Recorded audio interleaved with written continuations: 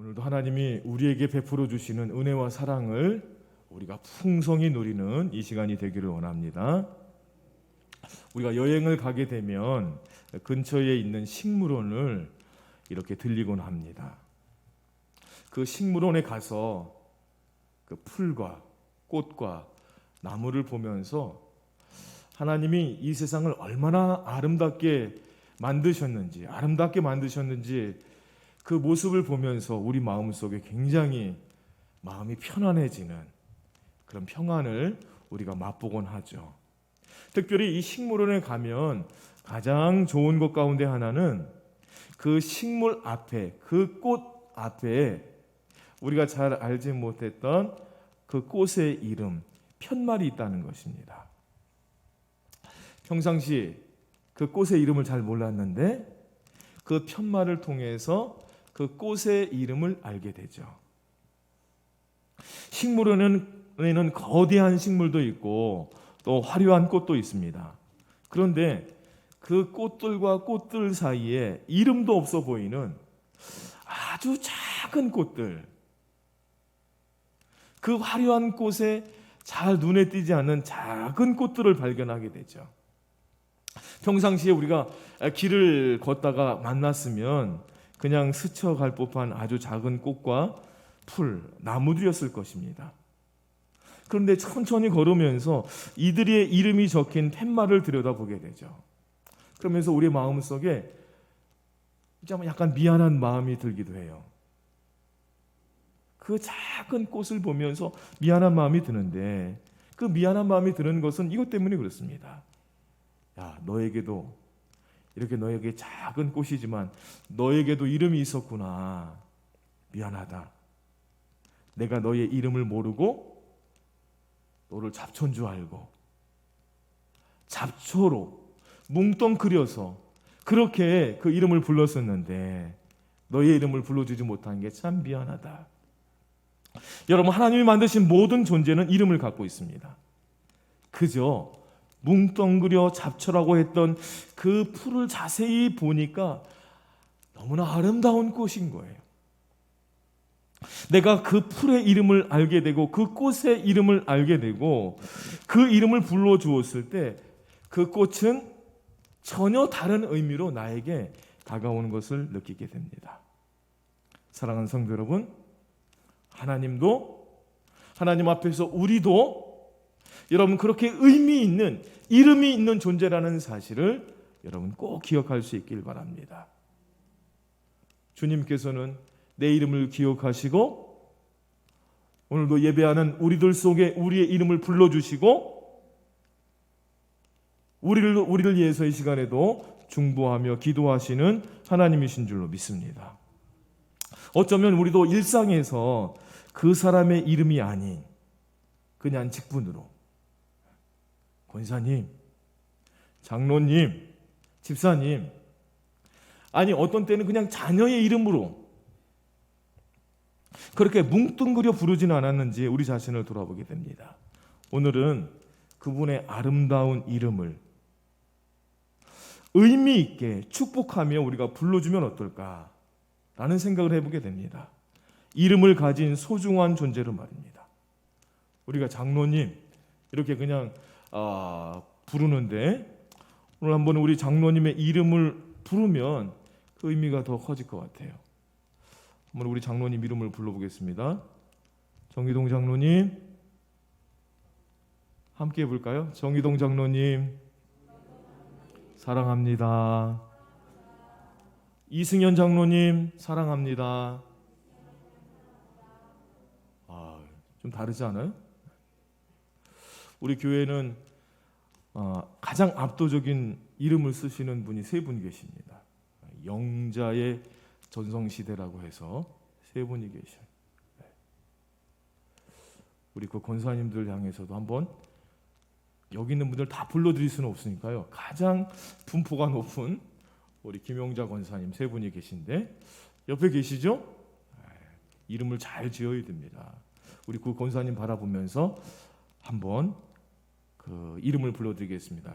김용자 권사님 사랑합니다. 김영조 권사님 축복합니다. 여러분, 이 이름이라고 하는 것은 나의 존재 그 자체이고 그리고 인격과 명예의 상징입니다. 그래서 아버지의 이름은 나의 존재의 뿌리이며 그분 자신이죠. 그래서 우리는 강아지의 이름을 부르듯이 그 이름을 함부로 부르지 않습니다. 여러분, 나의 이름은 누군가의 소망이며 기대이죠. 특히 이 히브리인들에게 있어서 이 이름이라고 하는 것은, 이 히브리인들은 성은 없고 이름만 있습니다. 아브라함은 성이 아니라 이름이에요. 그래서 하나님 만나기 전에 하나님이 지어주신 이름 전에 아브라함은 고상한 아버지라는 뜻이고, 하나님께서 지어주신 이름 이 아브라함은 그 이름의 뜻이 바뀌어져서 열국의 아버지, 만국의 아버지라는 뜻을 가지고 있죠. 이삭이라고 하는 이름은 웃음이라는 뜻이고, 여러분, 베드로의 이름은, 예수님께서 주신 이 베드로의 이름은 반석이라는 뜻입니다. 여러분, 예수 그리스도, 예수는 자기 백성을 죄에서 구원할 자라는 그런 뜻을 가지고 있어요. 그래서 예수님을 믿는다라고 하는 것은, 예수의 이름을 믿는다는 것은 곧 예수 이름으로 우리는 구원을 받고 예수 그리스도의 이름으로 우리는 승리를 하고, 여러분, 예수님의 이름으로 우리는 기도하는 권세를 가진 줄로 믿습니다. 그래서 예수의 이름은 가장 귀한 이름이에요. 그렇다면 나는 어떤 이름을 남길 것인가? 여러분, 우리 후손에게 나는 어떤 이름을 남길 것인가?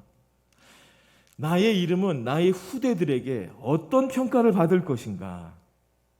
나의 이름이 충성스러운 이름으로 기록될 것인가? 아니면 명예로운 이름으로 기록될 것인가? 우리는, 여러분, 명예로운 이름, 후대의 길이 빛나는 이름, 모든 사람에게 본을 보여주는 칭찬받는 좋은 이름을 우리가 얻어야 될 줄로 믿습니다. 오늘 성경은 인생의 참된 진리를 우리에게 가르쳐주고 있는데, 오늘 세 가지를 우리에게 말씀해주고 있습니다. 첫 번째로 좋은 이름을 남기라는 거예요. 여러분, 오늘 7장 1절의 말씀을 보도록 하겠습니다. 7장 1절 말씀 같이 읽겠습니다. 시작. 좋은 이름이 좋은 기름보다 낫고. 여기서 좋은 기름은 세상의 재물과 돈과 부와 소유를 뜻하는 거예요.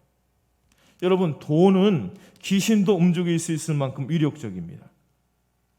그래서 우리는 본능적으로 우리 자신을 그냥 가만히 내버려 두면 돈과 물질을 따라가게 되어 있어요.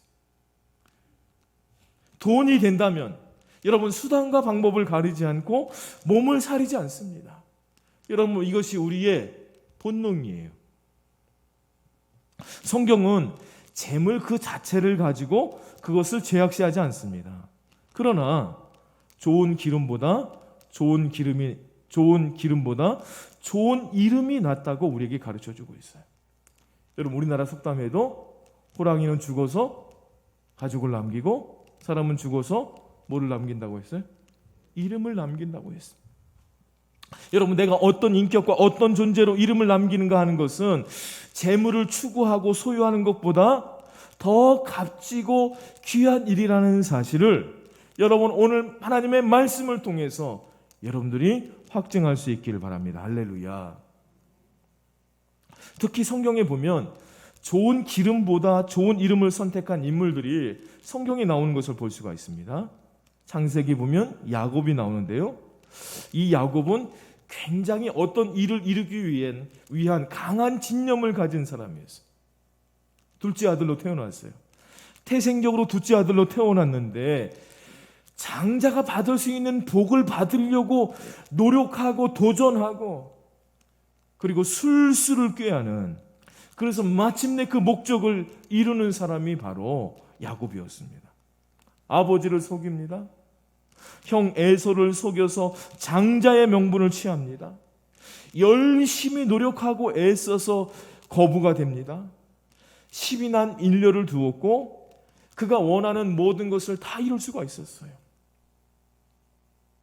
그리고 그의 형을 만나기 위해서 야복강 나루터로 가게 되는데, 그 장면에서 자신의 존재에 대해서 생각해 보게 됩니다.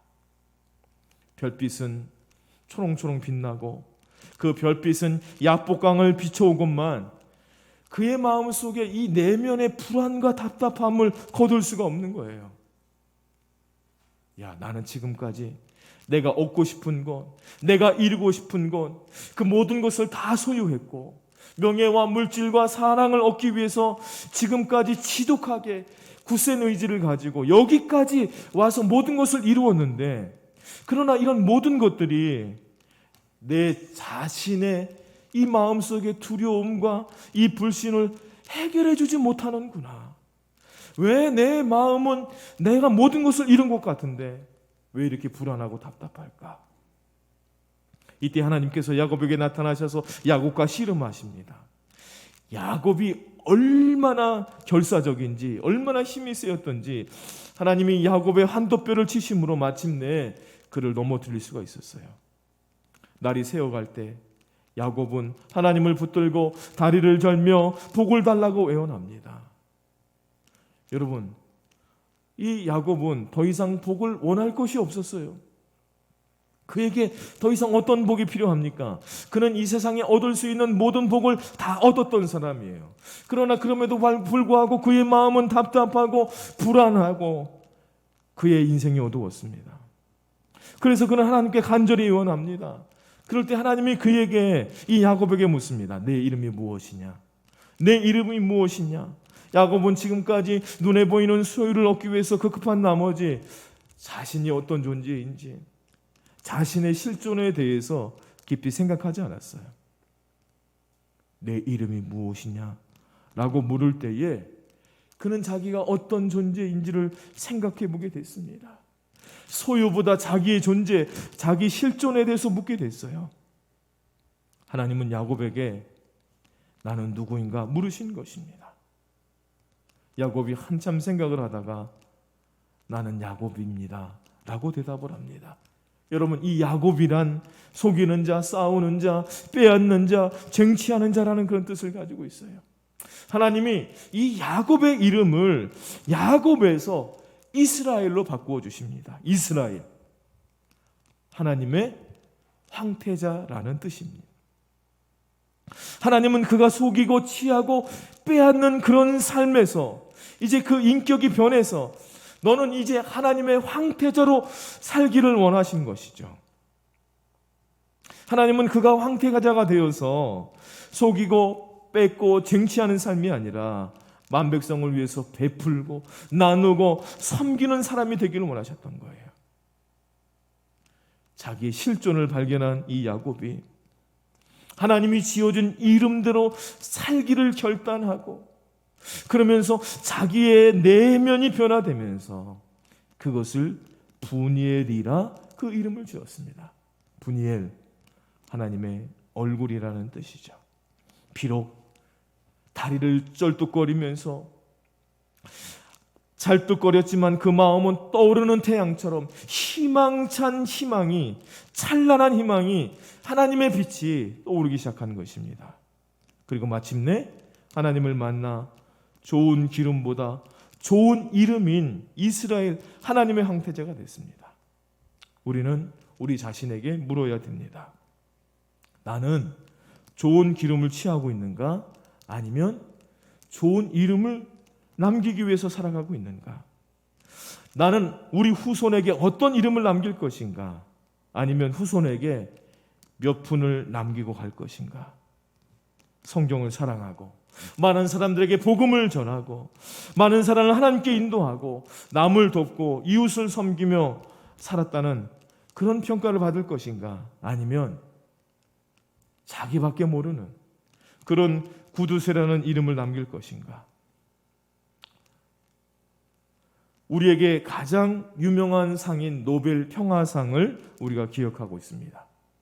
이 노벨 평화상은 노벨이 자기의 재산을 기부해서 만든 그런 상인데요. 노벨의 형이 죽게 됐습니다. 노벨의 형이 죽게 됐는데 신문에는 노벨이 죽은 것으로 잘못 기사가 실린 거예요. 형이 죽었는데 노벨이 죽은 것으로 알고 기자들이 이 노벨의 인생에 대해서 평가를 하고 신문에 기사를 실었는데 이 노벨의 죽음에 대한 기사는 노벨에 봤을 때 굉장히 충격적이었어요. 그 기사 제목이 이런 것이었습니다. 죽음의 상인 사망. 단지 돈 많은 사람, 죽음의 다이너마이트를 그걸 만들어서 그것을 부자들에게 팔아서 부자가 된 사람, 이런 정도로 자기의 인생을 평가하는 것을 보면서 이 노벨이 너무나 큰 충격을 받았어요. 야, 내가 이렇게 살아서는 안 되겠구나. 내가 이렇게 살다가 이렇게 죽으면 내가 이런 평가만을 사람에게 받겠구나. 내가 이렇게 살아서는 안 되지. 나는 위대한 삶을 살았다는 평가를 받는 사람이 되어야 되겠다. 마음을 고쳐 먹었어요. 그래서 다이나마이트를 만들었던 그 모았던 돈을 인류의 모든 발전을 공헌한 이들에게 주는 노벨상을 만들어서 기부를 했습니다. 사랑하는 성도 여러분, 좋은 기름보다 좋은 이름을 택해서 여러분 후대에게 좋은 이름을 남길 수 있는 저와 여러분들이 될 수 있기를 원합니다. 좋은 기름보다 좋은 이름을 남기고 갈 수 있는 우리 모두가 될 수 있기를 원합니다. 두 번째로 오늘 하나님께서는 잔치집에 가는 것보다 초상집에 가는 것이 낫다고 우리에게 말씀하고 있습니다. 오늘 1절과 2절의 말씀을 보면요, 같이 말씀을 읽겠습니다. 시작. 죽는 날이 출생하는 날보다 나으며 초상집에 가는 것이 잔치집에 가는 것보다 나으니 모든 사람의 끝이 이와 같이 됩니다. 산자는 이것을 그의 마음에 둘지어다. 할렐루야. 잔치집에 가는 것보다 초상집에 가는 것이 낫다는 말은 역설이죠. 우리는 죽음의 소식보다 생명이 태어나는 기쁜 소식을 좋아합니다. 알렉산더 대왕인 아버지인 이 필립 왕은 늘 죽음의 소식을 가까이 하고 살았습니다. 그래서 이 필립은 한 시종을 시켜서 날마다 자기를 만났을 때 이렇게 나에게 외쳐라 라고 그 임무를 정해줬어요. 폐하는 돌아가십니다. 폐하는 돌아가십니다. 왕의 권세와 부귀영화 속에서도 자기의 죽음을 늘 목도하면서 겸손한 마음으로 살아라 라는 그런 뜻이죠. 옛날 로마에서는 원정에서 큰 승리를 거두고 개선하는 그 장군이 시가를 행진해서 도시로 들어오게 될 때 한쪽 편에서 노예를 시켜서 행렬 뒤에서 큰 소리로 외치라고 했다고 합니다. 메멘토 모리. 메멘토 모리. 뭡니까? 죽음을 기억하라.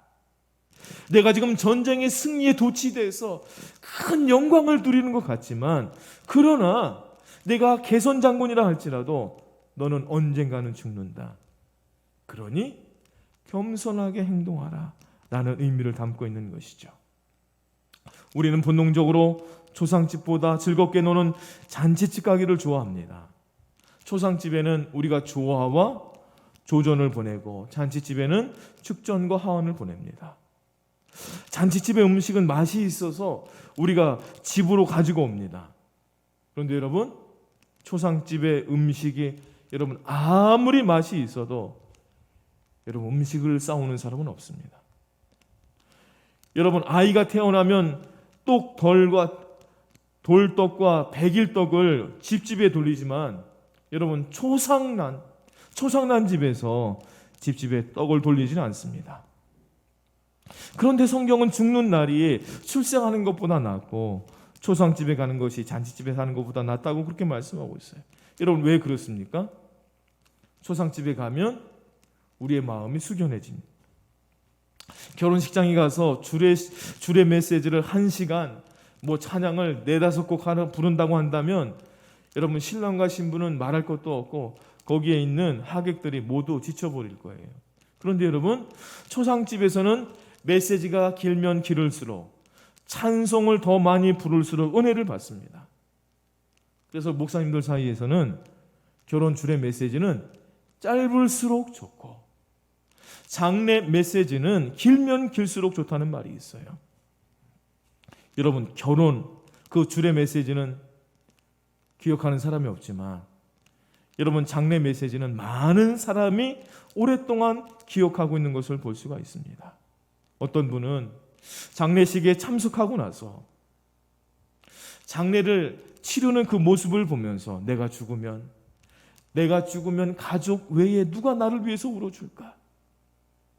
이제는 베풀고 섬기고 내가 좋은 이름을 남기는 사람이 되어야겠다 다짐하고 왔다고 합니다. 우리는 초상집에 다녀오면서 나도 언젠가는 죽겠지, 이렇게 살면 안 되지, 죽음 저 건너편에 무엇이 있을까, 우리 인생에 대해서, 믿음에 대해서, 신앙에 대해서 깊이 생각해 보게 됩니다. 잔치집에 갔다 오면 그 음식이 너무나 맛이 있고 또 많이 먹어서 배탈이 나지만 초상집에 다녀오면 우리 모두는 진지한 철학자가 됩니다. 죽음이 추상적인 것이 아니라 현실이라는 사실을 깨닫게 되는 거죠. 그리고 내가 이제 주님을 만날 준비, 하나님의 나라를 소망하게 되는 것입니다. 복음을 전하기 위해서 이 조선에 외국인 선교사들이 묻힌 그런 그 양화진에 가면 외국인 선교사 묘원이라고 하는 곳이 있습니다. 저도 이곳을 몇 번 가봤는데요. 그곳에 가게 되면 참 은혜를 많이 받게 돼요. 거기에 묻힌 대부분이 선교사들입니다. 그들은 자기의 고향 땅을 떠나서 복음을 전하기 위해서 조선에 왔다가 삶을 마감하고 그곳에서 복음을 전하다가 죽고, 그래서 죽어서 묻힌 분도 계시고 다시 고국으로 갔다가 그 고국에서 자녀들에게 내 뼈는 저 조선에 묻어줘라 해서 조국에 다시 묻힌, 조선에 묻힌 그런 선교사들, 어린 아이들이 묻혀 있는 곳입니다. 그 중에 헐버트 선교사님이라는 분이 계신데 그 헐버트 선교사님의 묘비명을 보면 나는 웨스트민스터 사원에 묻히기보다 한국에 묻히기를 원한다. 이게 미국의 선교사님인데요. 고종의 외교 밀사로 일반의 침략에 맞서 활동한 독립운동가이기도 합니다. 그는 고국 땅에 묻혀 있다가 유언에 따라서 1살 때 죽은 아들 셸던과 함께 양화진에 묻히게 됐는데요.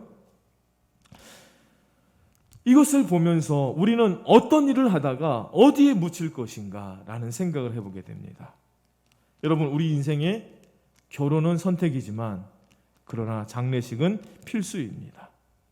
목사로서 이 장례식을 참석하면서 느끼는 소회는 그 장례식에서 뚜벅뚜벅 내게로 걸어오는 그 죽음의 발자국을 우리가 듣게 된다는 거예요. 내게로 점점 다가오는 이 죽음의 발자국 소리를 장례식에 갈 때마다 듣게 됩니다. 사람은 잔치집에서 깊은 인간의 본질을 묵상할 수 없습니다.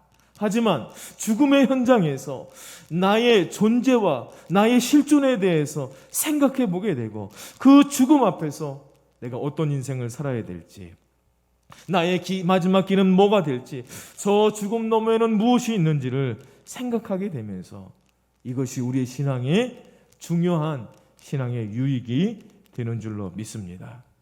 마지막 세 번째로 슬픔이 웃음보다 낫다는 거예요.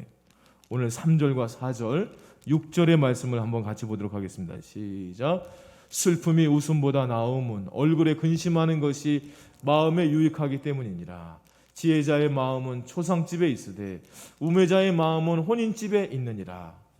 우매한 자들의 웃음소리는 손 밑에서 가시나무가 타는 소리 같으니 이것도 헛되니라. 성경은 웃음보다 얼굴에 근심이 낫다고 얘기합니다. 여러분, 우리는 보통 모나리자의 미소를 좋아하죠.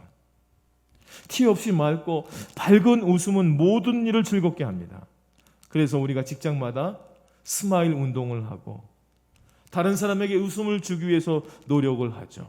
그러나 이 웃음 뒤에는 가식이 있는 경우가 없지 않아 많이 있습니다. 그러나 슬픔은, 울음은 가면이 없습니다.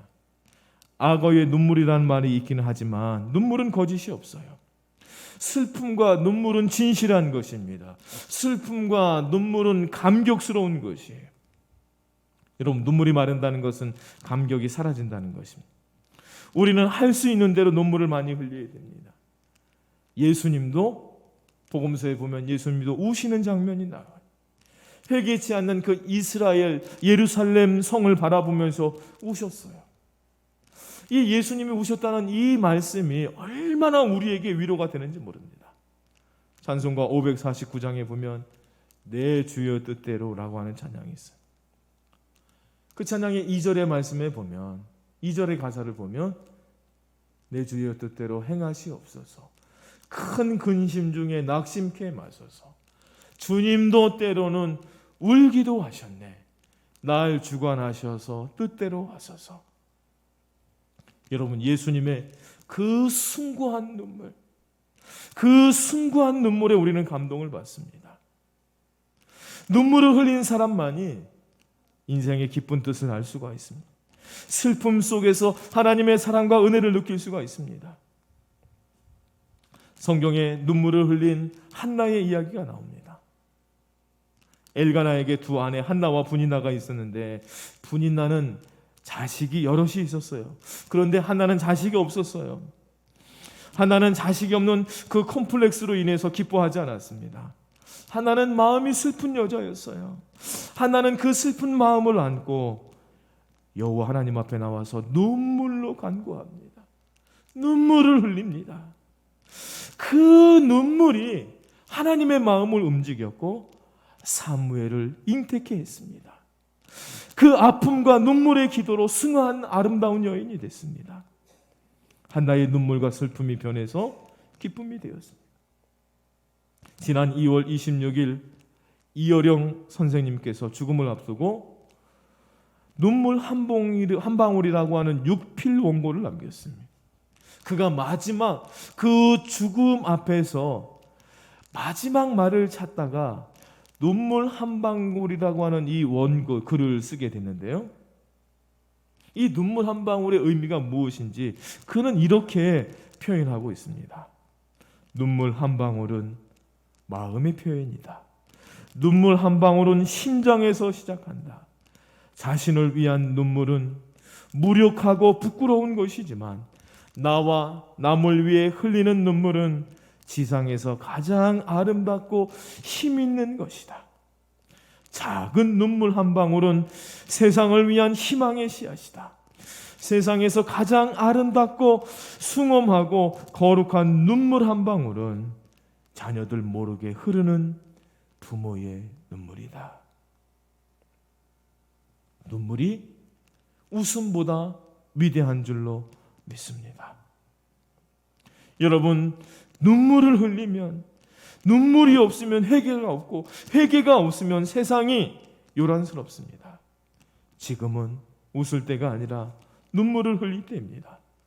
이 나라와 이 민족과 우리 한국교회를 위하여, 여러분 우리 자녀를 위하여 눈물을 흘릴 때입니다.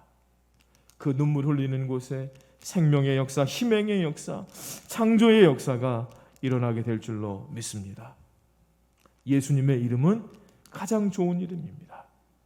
우리가 예수님의 이름을 부르고 예수님을 사랑하면 좋은 기름보다 좋은 이름이 낫다는 것을 깨닫게 될 줄로 믿습니다. 예수님을 사랑하고 예수님의 이름을 부르면 잔치집에 가는 것보다 초상집에 가는 것이 낫다는 것을 깨닫게 될 줄로 믿습니다. 슬픔이 웃음보다 낫다는 것을 알게 될 줄로 믿습니다. 누구든지 주의 이름을 부르는 자는 구원을 얻으리라. 우리 인생에 주님이 계시면 우리가 죄와 죽음의 권세에서 벗어나서 우리가 자유를 누리고 빛나고 영광되고 그리고 하나님이 기뻐하시는 그런 삶을 살게 될 줄로 믿습니다. 우리에게 좋은 이름을 주신 그 예수님처럼 여러분 우리도 좋은 이름을 남기는 그런 삶을 살아갈 수 있는 우리 모두가 될 수 있기를 주님의 이름으로 축원드립니다. 하나님 아버지, 예수 그리스도 그 이름을 믿는 자마다 영생을 얻게 하신다고 하셨는데, 우리도 예수님처럼 아름다운 이름, 좋은 이름, 후대에게 본이 되는 이름을 남길 수 있는 저희들이 되기를 원합니다.